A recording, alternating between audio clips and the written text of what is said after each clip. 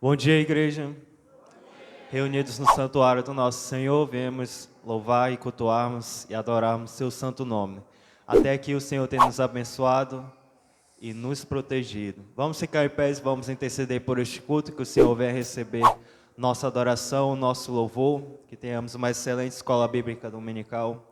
Você que nos acompanha através de live, seja bem-vindo ao nosso meio. Seja você também edificado e abençoado, assim como todos que estão aqui. Intercedemos agora por este culto. Oremos. Pai, te glorificamos e te agradecemos pela semana que se passou. O Senhor nos guardou, nos livrou. Tu és o motivo e a causa de estarmos reunidos aqui. És a razão da nossa fé, o motivo e a motivação que nos traz até aqui neste lugar. Saímos de nossos lares, o Senhor nos guardou e nos abençoou. A nossa intenção aqui neste lugar é de te conhecer, te engrandecer, buscarmos a tua direção e estarmos diante de ti, para te louvar, te entronizar. Nós não merecemos, mas a tua graça nos alcançou e nos libertou. Sabemos que a sepultura já está vazia e que o Senhor foi levado de volta para os céus, e que um dia também irá retornar para nos buscarmos, para estarmos juntos de ti. Fica conosco, que teu Espírito dirija esse culto, a nossa adoração, e que dirija também a Escola Bíblica Dominical. Abençoe os professores e os alunos que vão aprender mais de ti nesta manhã. Em teu nome, amém. Poder sentar, a estrela da manhã. Vamos entoar esse louvor ao nosso Deus.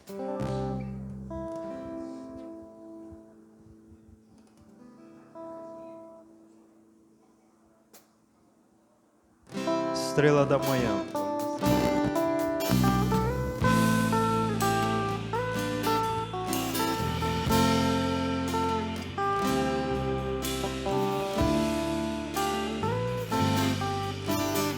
És a nossa estrela da manhã, Cordeiro Santo que nos trouxe a paz. Em tuas mãos está todo vencer. Resposta a todo aquele que clama. A verdade é tua palavra e não podes mentir. Por isso estamos aqui. És a nossa estrela da manhã, Cordeiro Santo que nos trouxe a paz. Em tuas mãos está todo vencer. Resposta a todo aquele que clama. A verdade é tua palavra e não podes mentir. Por isso estamos aqui.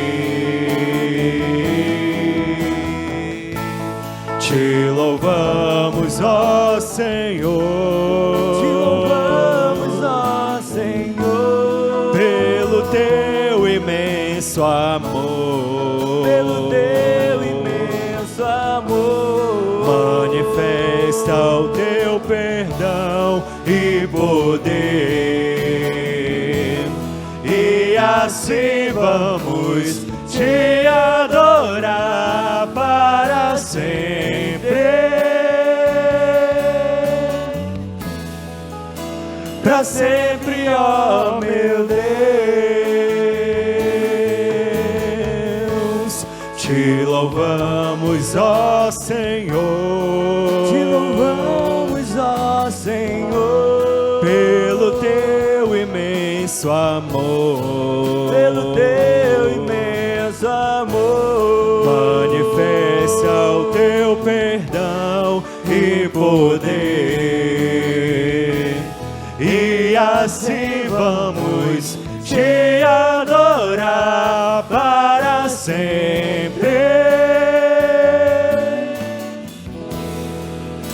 para sempre, ó meu Deus.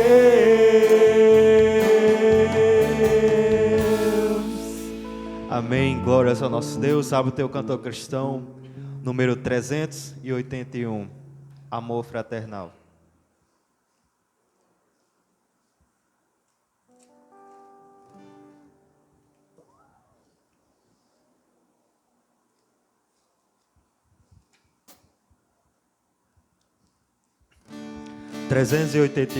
Amor fraternal.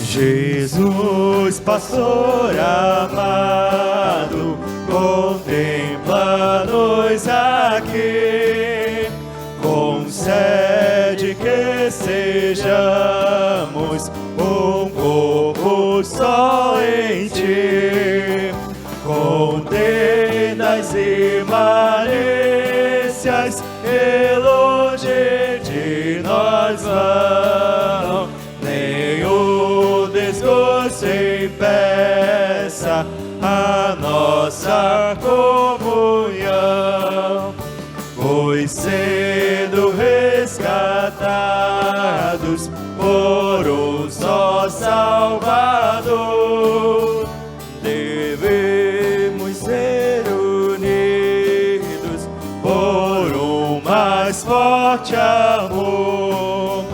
Olha com simpatia os erros do irmão e todos ajudá-lo com branda compaixão. Jesus, suave meigo, ensina-nos a amar, e como tu sejamos também no perdoar. A quanto carecemos de auxílio do Senhor, unidos supliquemos a Deus por esse amor. Se tua igreja toda andar em santa união, então será bendito o nome de cristão. Assim o que pedistes em nós se cumprirá, e todo mundo inteiro a te conhecerá. Amém. Novamente convido você que pode ficar em pé, agora em reverência à palavra do Senhor. Livro de Apocalipse, capítulo 19, versículo de 1 a 10.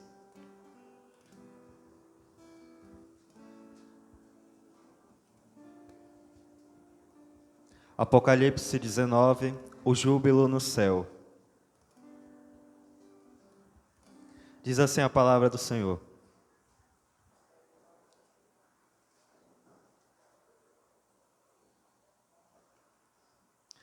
Depois dessas coisas, ouvi no céu uma como grande voz de numerosa multidão, dizendo: Aleluia, a salvação e a glória e o poder são do nosso Deus, porquanto verdadeiros e justos são os seus juízos, pois julgou a grande meretriz que corrompia a terra com a sua prostituição, e das mãos dela vingou o sangue dos seus servos. Segunda vez disseram: Aleluia, e a sua fumaça sobe pelos séculos dos séculos.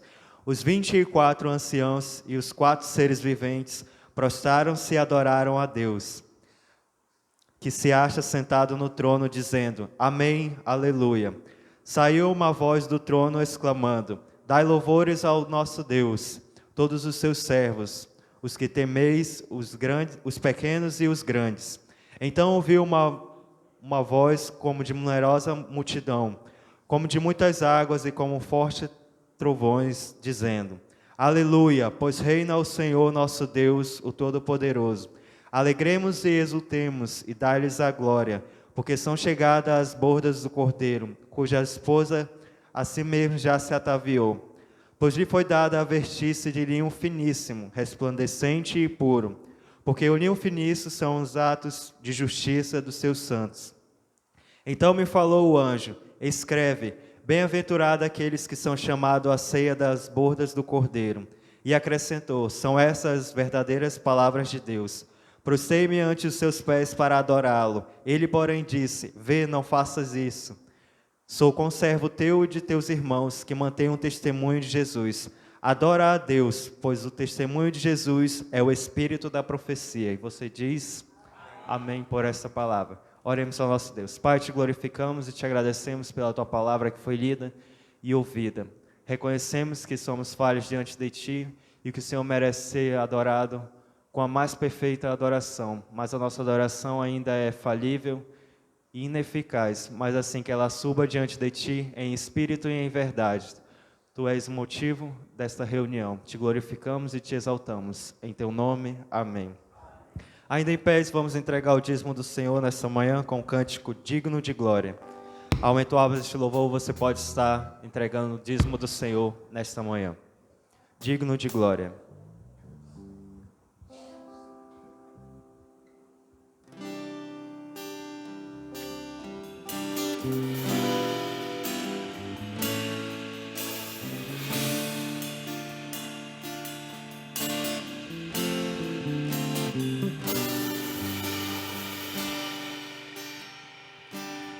Digno de glória e louvores,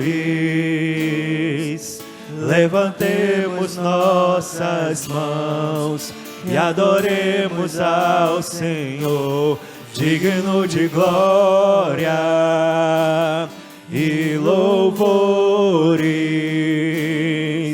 levantemos nossas mãos e adoremos ao Senhor, porque grande és tu, maravilhas fazes tu, não há outro além de ti, não há outro além de ti, porque grande és tu, maravilhas fazes tu, não há outro além de ti, não há outro além de ti. Digno de glória e louvores, levantemos nossas mãos e adoremos ao Senhor. Digno de glória e louvores, levantemos nossas mãos e adoremos ao Senhor, porque grande és tu, maravilhas fazes tu, não há outro além de ti, não há outro além de ti, porque grande és tu, maravilhas fazes tu, não há outro além de ti, não há outro além de ti, porque grande és tu, maravilhas fazes tu, não há outro além de ti, não há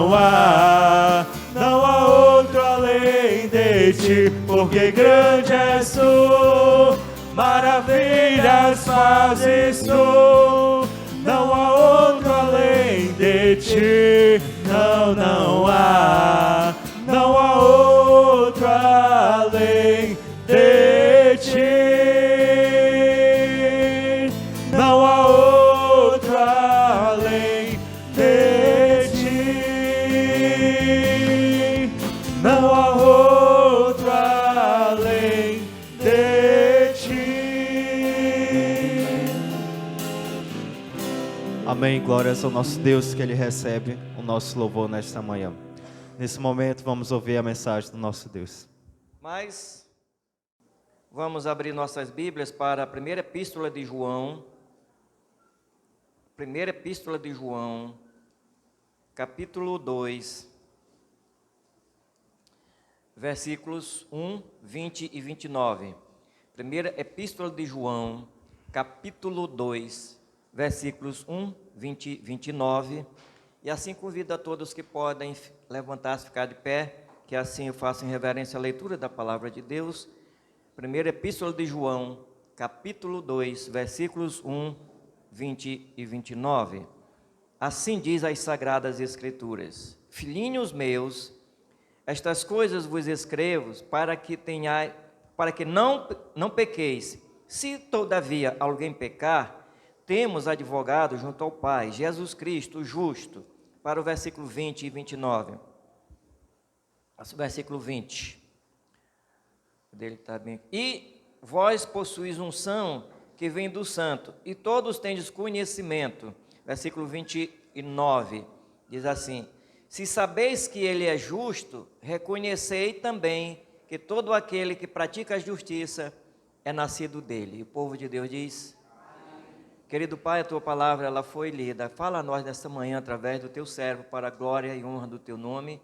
E aquelas pessoas que estão ouvindo, Pai, nos acompanhando através das redes sociais, que assim o Senhor venha abençoá-las, abrir o entendimento de cada um, para que compreendam a Tua palavra e seja engrandecido o Teu nome. Que nós te pedimos no nome de Jesus, Teu amado Filho.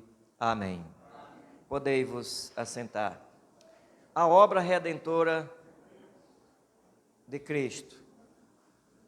A obra redentora de Cristo.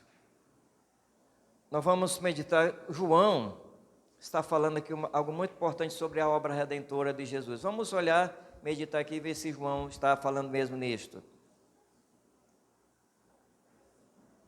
O que as Sagradas Escrituras, elas nos dizem. Então, a obra redentora de Cristo. Primeiro, Cristo, ele teve uma vida sem pecado, tá? Que são verdades que a Bíblia fala sobre a obra redentora de Cristo. Para que ele pudesse, então, realizar esta obra, era necessário de algumas coisas dele, de Cristo. E então, primeiro, Cristo teve uma vida sem pecado. Essa era uma das exigências. A vida sem pecado, a vida sem pecado de Cristo. Então, a vida sem pecado, que falava lá no Velho Testamento, ela já apontava para Cristo, através dos sacrifícios de animais sem defeito. Lá em Levítico, capítulo 1, versículo 3, a Bíblia nos mostra que era exigência de Deus que todo aquele que fosse fazer um sacrifício, uma oferta a Deus, como animais, o animal teria que ser um animal perfeito, um animal sem defeito. Porque aquilo falava de Jesus Cristo. Então, a vida impecável de Cristo não era simplesmente um sacrifício de animal, mas porque era, além disso, apontava lá para frente, que falava desta vida de Cristo. Então, animais sem defeito. Se essa lei fosse descumprida, seria então considerado pecado gravíssimo. A lei não poderia ser descumprida, e se a fosse, então era considerado um pecado gravíssimo, porque teria feito isso, descumprido a palavra de Deus. E isto anularia totalmente o valor do sacrifício. Por que anularia? Se o animal fosse com defeito? Porque a lei exigia que o animal fosse sem defeito. Então, com defeito, nada disso poderia acontecer. Não haveria perdão, não haveria, todo o alvo do sacrifício iria, como diz no nosso português popular, por águas abaixo. Os sacerdotes que ofereciam o sacrifício deviam ser sem defeito físico, tá? Levítico 21, 17 a 23, Vamos olhar rapidamente aqui para Levíticos, para que nós olhemos aqui em Levítico, capítulo 21. Levítico 21, versículos 17 a 23, diz assim as Sagradas Escrituras. Fala a Arão, dizendo: ninguém dos teus descendentes, nas suas gerações, em quem houver algum defeito, se chegará para oferecer o pão do seu Deus. Pois nenhum homem em quem houver defeito se chegará, como cego, ou coxo, ou o rosto mutilado, ou desproporcionado, ou homem que tiver o pé quebrado, ou mão quebrada, ou corcovado, ou não, ou que tiver belida no olho, ou sarna, ou impinges, ou que tiver testículo quebrado. Nenhum homem da descendência de Arão, o sacerdote, em quem houver algum defeito, se chegará para oferecer as ofertas queimadas do Senhor. Ele tem defeito, não se chegará para oferecer o pão do seu Deus. E aqui então nos diz as Sagradas Escrituras, e o versículo 22 diz: comerá o pão do seu Deus, tanto o Santíssimo como o do Santo, porém até ao véu não entrará, nem chegará ao altar, porque tem defeito, para que não profane os seus santuários, porque eu sou o Senhor que os santifico. Então a Bíblia, a palavra de Deus, ela está mostrando isso aqui. O sacerdote, ou os sacerdotes, não poderiam ter nenhum defeito físico, né? Nenhum defeito físico poderia ter. E ele enumera aqui alguns defeitos desses em que eles não poderiam, porque isso falaria de que estava falando também de Jesus Cristo, sem pecado. Então, como que ele poderia oferecer um sacrifício se ele tivesse uma vida pecaminosa, se ele tivesse defeito? Aqui, então, razão porque vem as exigências que a palavra de Deus, ela nos mostra. Tudo isto apontava para Cristo, o sacrifício perfeito dele. O apóstolo Pedro, ele fala disso aqui como um sacrifício perfeito, apontando para Cristo, que era esse sacrifício perfeito dele, sem defeito. Por isso, não podia ter nenhum defeito. Se nós olharmos para o pão da ceia, nós vamos olhar e ver a palavra de Deus dizendo pão sem fermento. Por que o pão sem fermento? Porque com fermento fala de pecado. E a mesma coisa, se nós celebrarmos a ceia com pão com fermento, é a mesma coisa que você está concordando que Cristo, o corpo dele, tinha pecado. Então não tem para onde. A ceia do Senhor é assim. Paulo está falando aqui então de Cristo, o corpo sem pecado. Então veja o que o apóstolo Pedro, ele diz em 1 de Pedro, capítulo 1, versículo 18 e 19, ele fala dessa maneira: sabendo que não foi mediante coisas corruptíveis, como prata ou ouro, que fosse resgatado do vosso fútil procedimento, que vossos pais os legaram, mas pelo precioso sangue, como de cordeiro sem defeito e sem mácula, o sangue de Cristo. Então veja bem que o apóstolo Pedro, ele está confirmando, dizendo que nós não fomos redimidos, nós não fomos salvos por coisas corruptíveis, mas o Pedro, ele diz que aqui por coisa incorruptível, que foi o sangue de Cristo, o sacrifício dele. Era por isso que lá o sacrifício no Velho Testamento tinha todas essas exigências, até desde o sacerdote. Cristo, para morrer e pagar os nossos pecados, lá na cruz ele teria que ser sem pecado. O animal teria que morrer, por isso era sem defeito, para que o pecado daquele fosse perdoado. Então Cristo, para morrer e pagar o preço dos nossos pecados, era preciso que ele tivesse uma vida perfeita. Era a exigência, por quê? Por causa da santidade de Deus. Então ele estaria morrendo em lugar do pecador, o homem falível. E ele era santo, uma vida impecável. Então, a Bíblia nos mostra aqui, o que nós podemos aprender aqui é que a Bíblia está mostrando que ele era totalmente capacitado, a vida dele era uma vida que dava condição para que nós pudéssemos então obter a salvação. A vida de Cristo, ela foi assim sem pecado, João diz isso. Se cairmos em pecados, não devemos entrar em pânico. O que João diz? João vai dizer para nós em 1 João capítulo 3, olha só, 1 João capítulo 3, versículos 5 e 8, olha o que o João ele diz. Capítulo 3, versículos 5 e 8, João diz assim: sabeis também que ele se manifestou para tirar os pecados e nele não existe pecado. Versículo 8, João diz assim: aquele que pratica, 1 João, deixa eu ver aqui, 3, 5 e 8. Aquele que pratica o pecado procede do diabo, porque o diabo vive pecando desde o princípio. Para isso manifestou o Filho de Deus, para destruir as obras do diabo. Então ele se manifestou para destruir as obras do diabo. E João, lá no capítulo 1, do versículo, ele vai falar também ainda, ele diz que está falando do justo, o Filho de Deus. Mas, filhinho, se alguém pecar, nós temos o quê? Um advogado junto ao Pai.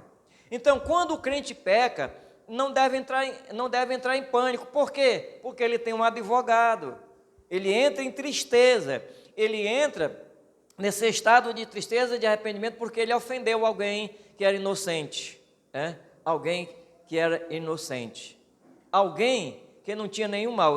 Eu estava conversando com uma pessoa e ela estava meio agoniada e disse: pastor, eu quero conversar com o senhor aqui um assunto. E ela começou a colocar de alguém que tinha sofrido mal, alguém praticou mal contra essa pessoa, e essa pessoa, ele contando o estado dela, e ela estava irredutível, como no caso de perdoar.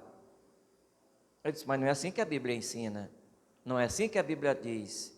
E João nos mostra aqui que nós devemos o quê? Saber que temos advogado. Então Cristo, ele nos perdoa, nós devemos confessar os nossos pecados, abandoná-los e segui-lo. Assim também, porque o perdão, ele é vertical e horizontal. O que é o perdão vertical? É que vem de Deus para nós. Deus nos perdoa, e assim como nós perdoamos, aí o horizontal, assim como ele nos perdoa, Deus, devemos perdoar também quem? A quem? Os nossos irmãos, aquele que praticou algo contra nós. A Bíblia nos ensina dessa maneira. Mas nós temos esse advogado capacitado para nos perdoar. Então, por isso que ele disse que João diz assim: olha, calma aí, porque você tem um advogado. Ele é justo, sem defeito. Então, a obra redentora de Cristo, primeiro que nós temos agora, que ele teve uma vida sem pecado. É a primeira verdade que nós estamos olhando aqui sobre a vida de Cristo, tá? Para poder ele morrer. Segundo, a morte substitutiva de Cristo. Muitos não acreditam na morte substitutiva de Cristo. E hoje a humanidade em geral faz isso também. Quantos estão praticando boas obras para alcançar a salvação? Quer dizer então que a morte de Cristo não teve total valor. Quando Cristo nos substituiu, foi completamente. Morte substitutiva, morte vicária. Vicária quer dizer morte substitutiva. Vigário vem de alguém que substitui alguém. Então Cristo foi o nosso substituto, por isso morte vicária. Vamos ver aqui verdades que comprovam a morte substitutiva de Cristo. Em 1 João 2, 1 e 2, vamos olhar aqui. 1 João, aliás, primeira epístola de João, capítulo 2, versículo 1 e 2, olha o que João diz: filhinhos meus, estas coisas vos escrevo, para que não pequeis. Olha só o versículo 1 aqui. Se todavia alguém pecar, temos advogado junto ao Pai, Jesus Cristo justo. E ele é a propiciação pelos nossos pecados, e não somente pelos nossos próprios, mas ainda pelo do mundo inteiro. Então, ele nos mostra isso aqui, a morte substitutiva de Cristo que João está falando. Agora vamos para aqui ainda o versículo 17 do capítulo 2, que diz João: ora, o mundo passa, bem como a sua concupiscência. Aquele, porém, que faz a vontade de Deus, permanece o quê? Eternamente. Primeira epístola de João, capítulo 3, versículo 16. Olha o que João nos diz aqui, no versículo 16. Nisto conhecemos o amor, que Cristo deu a sua vida por nós e devemos dar a nossa vida pelos irmãos. Então, Cristo deu a sua vida por nós. Então, no momento do nosso arrependimento, João está falando isso, no momento do nosso arrependimento e confiança total nele, nossos pecados foram perdoados, porque Cristo, ele pagou o preço alto, um preço muito alto, irmãos. Cristo pagou um preço muito alto, né? Então nós temos uma vida sem pecado, agora uma vida substitutiva, ele paga o preço muito alto. Ontem alguém perguntou assim, pastor, quanto custou isso aqui, esse lugar que eu disse? Tá? Mas começaram a ter um monte de defeito, tem muita gente com razão, mas acharam que o preço era muito alto para as condições apresentadas, né? Mas veja bem, o preço de Cristo foi alto, um preço muito alto para nós termos o perdão de nossos pecados. Então, qual era a condição do homem? Totalmente deplorável. E Cristo teve então que fazer isso, nos substituiu. Ele pagou o preço morrendo aonde? Na cruz. Ele pagou o preço morrendo na cruz. O justo pelo injusto. Cristo, ele é o nosso advogado. Então, para provar a nossa... Ele não é o advogado nosso para provar a inocência. Porque nós somos culpados diante de Deus, nós somos falíveis, somos limitados, somos seres humanos. Mas, ele como nosso advogado, ele veio para por a sua bondosa ação de propiciação. Ele veio como nosso advogado, não para mostrar nossa inocência diante de Deus. Ele está dizendo ali, Pai, eles são inocentes, não. Mas para mostrar a nós uma coisa muito importante, para mostrar a sua bondosa ação de propiciação. O que é a propiciação? A morte dele na cruz do Calvário em nosso lugar. Removeu nossa culpa e perdoou nossos pecados. Então, ele removeu, tirou a culpa nossa e nos deu o seu perdão. E estamos inocentados diante dele. Amados, quando nós nos convertemos, temos um julgamento. Veja bem, o homem tem um julgamento marcado. Quando nós nos convertemos, o julgamento é antecipado. Tá? Eu gosto muito desse exemplo aqui de Charles Hyde. Ele mostra assim, ele dá um exemplo. Antecipado e vem para cá. Naquele julgamento, vamos colocar assim, Cristo, o Pai e o diabo. E aí, naquele julgamento, Satanás olha para Deus e diz, Deus, o Senhor é perfeito. A sua palavra não volta atrás, ela é verdadeira. E o Senhor disse que a alma que pecar, essa morrerá. Portanto, esse aqui agora, pecaram contra ti. E agora agora são crentes, salvos. Eles devem morrer. E Deus diz, é verdade, Satanás. Eles devem morrer. A minha palavra diz que a alma que pecar, essa morrerá, está no julgamento. Tá bem? Então eles vão ter que morrer. Mas nesse momento, aí levanta-se quem? O advogado, o nosso advogado, que está junto ao Pai, intercedendo por nós. Pai, por esses aqui eu paguei o preço, eu morri por eles. Satanás, a dívida dele foi perdoada. Vamos olhar aqui na culpa, aqui onde está aqui. Aí aparece lá, com o sangue de Jesus Cristo, perdoados. E Satanás sai envergonhado. Ele pagou o preço por nós. Cristo. Então está pago a nossa dívida. Julgamento findou. Por isso, nós não vamos mais ter julgamento como os ímpios. O julgamento do crente é outro. Então, o julgamento foi antecipado e alcançamos o perdão de nosso pecado. Ele deu a sua vida por nós. 1 João 3,16 diz que ele deu a sua vida por nós. Ele fala disto. Nisto conhecemos o amor, que Cristo deu a sua vida por quem? Ele diz por nós. É o amor de Deus. Tudo está baseado no amor de Deus, o amor dele. Cristo também nos amou como o Pai o amou. Cristo deu sua vida por nós por causa do amor do Pai, por causa do amor de Deus. Razão? Porque Deus enviou o seu Filho, João 3,16. Então, a razão que ele viu o filho dele. E com essas palavras de Deus nos traz tranquilidade e calmaria, para que nós possamos viver alegremente satisfeito e servi-lo com alegria, de saber que a nossa dívida foi paga, nossos pecados perdoados. Isso nos traz gratidão. Também ele diz assim também, da mesma maneira você deve olhar para o teu irmão, né? E perdoá-lo e viver com ele. Ele deu sua vida por nós. O seu sangue apagou os nossos pecados e ele nos veste da sua justiça. O sangue pagou os nossos pecados, a nossa culpa, e agora nós somos vestidos da justiça de Cristo. Quando Deus nos olha, irmão, Ele não vê justiça nossa. A justiça que Deus vê em nós é a justiça de seu Filho, a justiça de Cristo. E Ele olha para o Pai, para o Filho, e vê a nossa culpa no Filho dele. Então, Ele olhando para nós, é como se Ele estivesse vendo o seu Filho andando. Por quê? Porque a justiça de Cristo, ela veio para nós. E lembrando que não é porque nós merecemos, não. Isso aqui é graça e misericórdia de Jesus Cristo. Ah, mas é porque eu sou bonzinho. Eu sou bom esposo, sou bom filho, sou bom pai. Não, filho. Não é por isso, não. É graça. Graça é algo imerecido. É algo que você não merece, é um dom de Deus. Então, a Bíblia nos diz isso, é o amor de Deus. Assim, nós podemos ir à presença de Deus.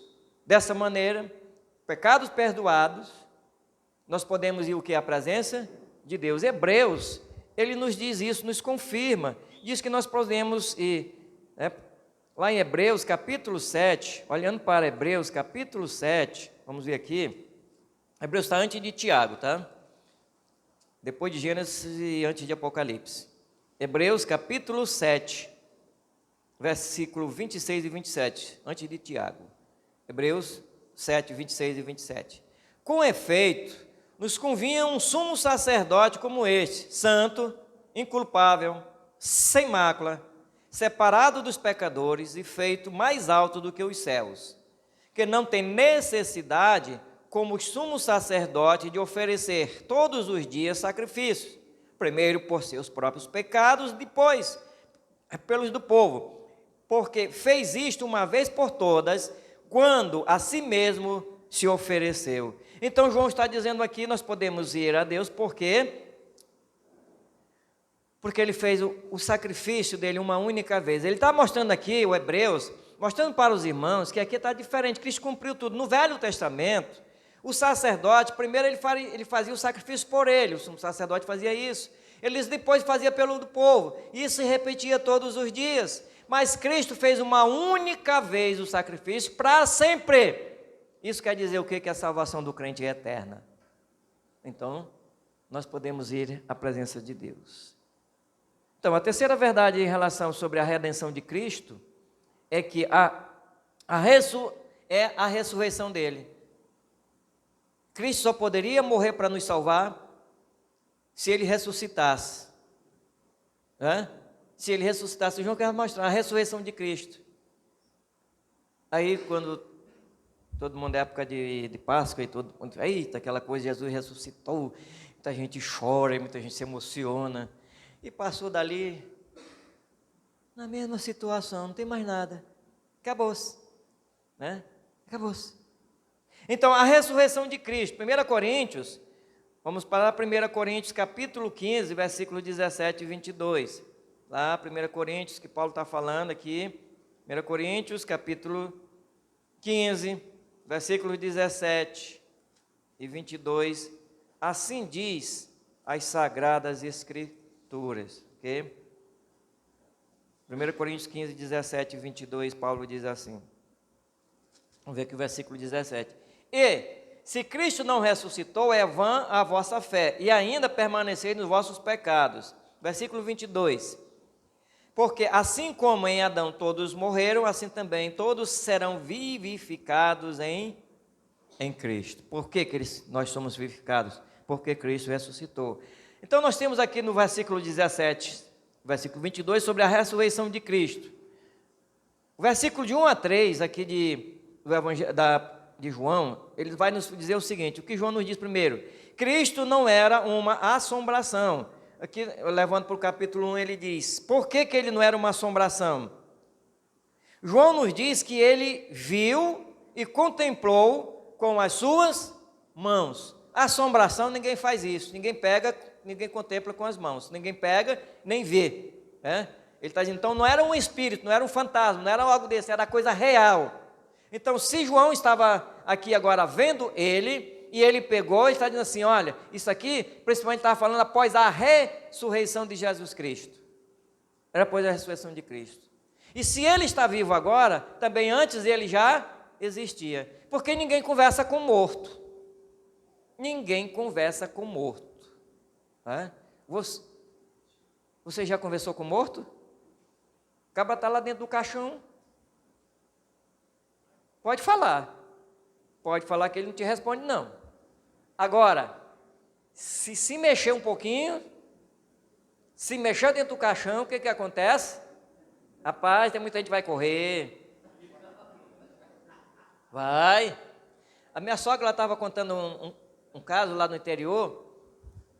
É coisa que acontece normal. Uma cidadã estava lá dentro do caixão. E com determinado momento, a barriga do indivíduo mexeu assim, chega a for assim. Quando fez isso, alguém gritou, o defunto está vivo. A casa do cidadão era de palha, as paredes eram de palha. Dá para você imaginar, estava tudo cheio, o rio estava cheio. Não é? Então, muita gente pulou na água com medo, mas depois voltou ao normal. Era algo que aconteceu, voltou ao normal. O homem estava morto mesmo. Né? O cara estava morto. Então, veja bem, João está dizendo que não era um fantasma dessa maneira não aqui, mas era algo real, que ele viu, falou e conversou com Cristo após a sua ressurreição. Então, a morte substitutiva de Cristo está ligada à sua ressurreição. Se ele não tivesse ressuscitado, nós não poderíamos hoje estar aqui. Não haveria salvação, também não teria tido perdão, não haveria vitória para nós em Cristo Jesus. Éramos todos derrotados. Paulo disse, a vossa fé é vã, você está no pecado e continua na mesma vida dos perdidos. Mas ele ressuscitou, então. João disse também que continuava a ter comunhão com Cristo. João não podia ter comunhão com Cristo se ele não tivesse o quê? Ressuscitado. Ele disse, eu tenho comunhão com ele, eu estou conversando com ele. E então eu estou tendo comunhão com ele, é porque ele ressuscitou. Ele ressuscitou. Eu me lembro da história de um cidadão, que ele, segundo diz que era uma história verídica, e que a esposa dele faleceu, e ele sentiu muito a ausência da esposa, e ele pediu a Deus que se ele pudesse assim conversar com a esposa dele, que Deus o consolasse. E um dia ele estava orando, e ele olhou ao seu lado, ele sentiu a presença da sua esposa, e ele viu a esposa ao lado dele. E assim sempre ele orava e via que a esposa estava ao lado dele. E um dia ele conversando com um pastor, ele disse assim, irmão, isso não é sua esposa não. Ele disse, pastor, e não é. Quando você estiver orando, que você olhar que está ao seu lado, você repreenda em nome de Jesus. E assim ele fez, e quando ele repreendeu, aquilo desapareceu. Então não era o diabo para querer enganar a pessoa. João diz, não é um fantasma, é algo real. Se Cristo não ressuscitasse, João não poderia ter comunhão com ele. Pois ele disse, ele vai falar dessa comunhão que ele tinha com o Pai. Então porque Cristo se manifestava aos discípulos, como ele se manifestava aos discípulos, era necessário que ele tivesse ressuscitado. Você vê que após a ressurreição, ele chegou à praia e falou com os discípulos, não foi isso? Foi lá onde ele conversou com Pedro, e Pedrinho estava lá, o Pedro, e ele chegou, chama assim, digamos assim, ao pôr do sol, depois de ter comido com todos, se afastou um pouco dos outros, e vamos fazer que nem agora o pastor, nosso saudoso pastor Haroldo, vamos usar a nossa imaginação. Ele diz, Pedro, cá meu amigo, você me ama, Pedro? Sim, Senhor, eu te amo. Oh, como eu te amo. Sim, Pedro. Pedro, apacenta minhas ovelhas. Pedro, você me ama mesmo, Pedro? Sim, Senhor, eu te amo. Tá bom, Pedro, então apacenta meu rebanho.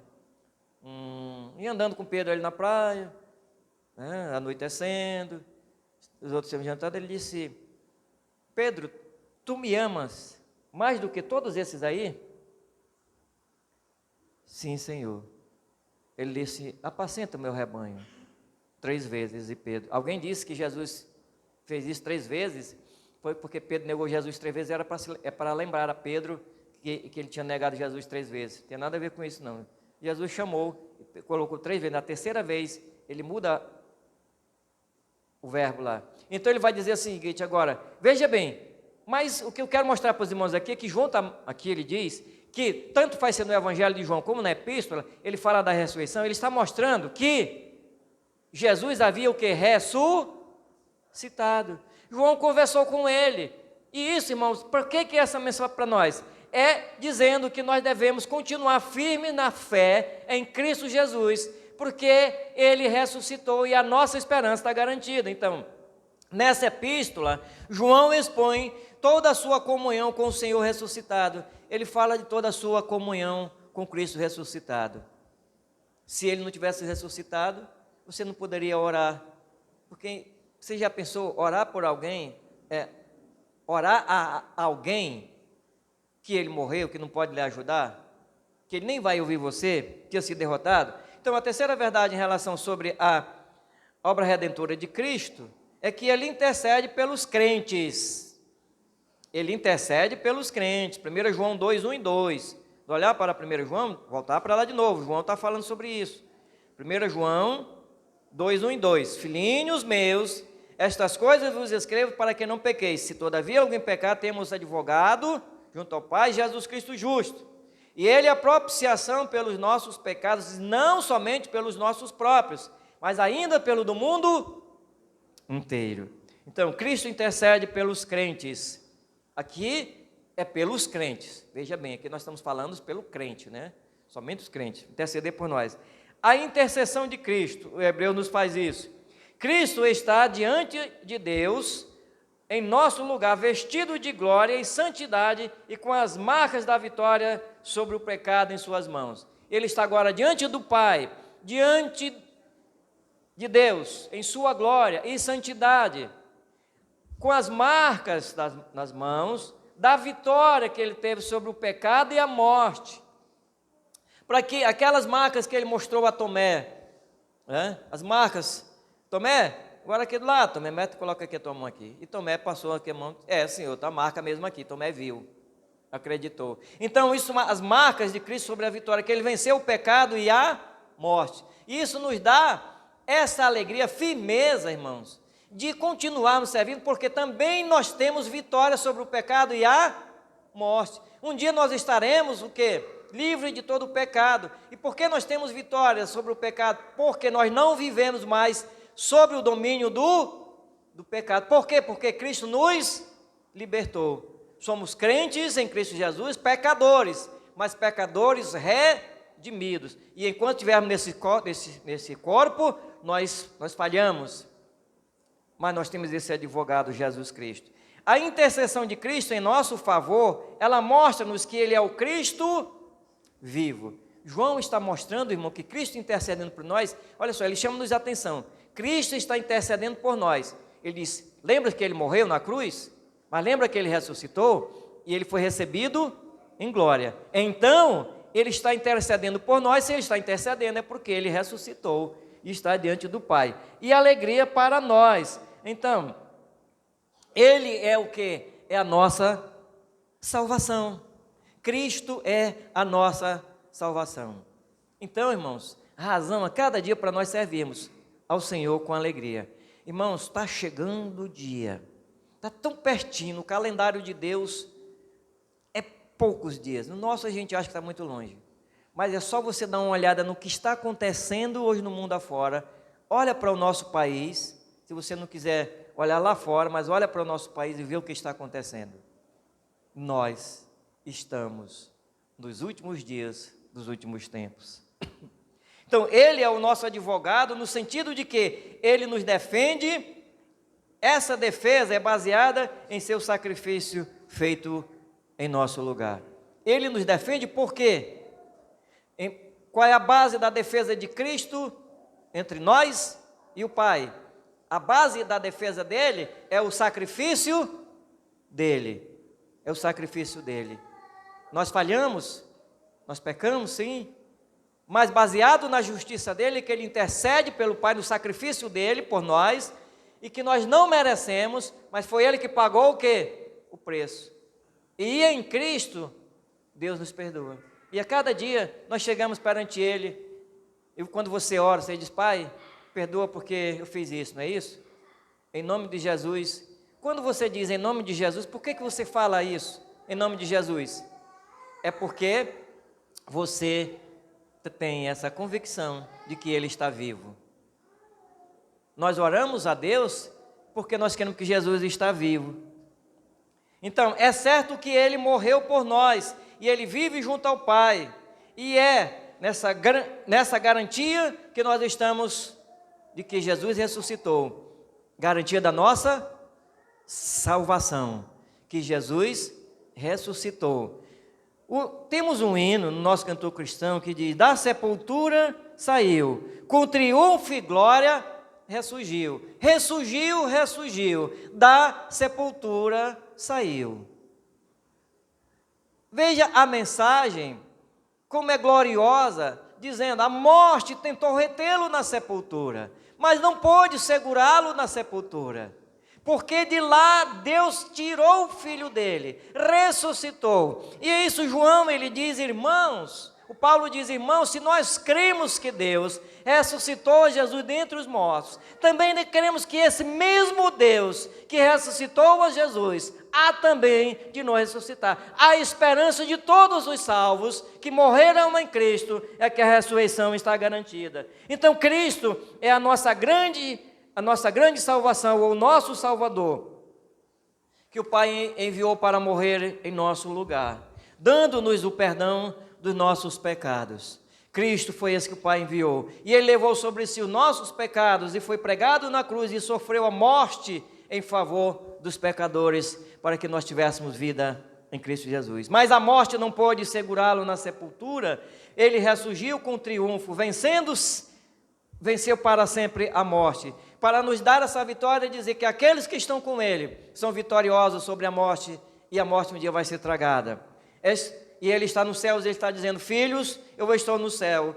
Agora, aqui eu estou recebendo todos os filhos, todos os crentes, cada irmão que vai chegando no céu, Cristo vai recebendo, dizendo: vinde bendito meu Pai. Ele vai dando bem-vindo. Entrem, vocês são bem-vindos nesse lugar, porque o pecado de vocês foi perdoado, a minha justiça está em vocês, o meu sangue vos purificou. Portanto, filho, agora entrem neste lugar, porque aqui é a morada eterna de vocês. Eu morri, eu ressuscitei, minha vida foi impecável, o meu sacrifício garantiu. Portanto, alegrem-se, cantem, rejubilem-se, porque vocês têm essa garantia dada por mim, e ninguém jamais poderá tirar um de vocês das minhas mãos, porque eu sou Jesus, o Filho de Deus, que venci todos os meus inimigos na cruz do Calvário. Dou essa vitória a todos vocês, e fiquem calmos, porque em mim vocês descansam. Amém.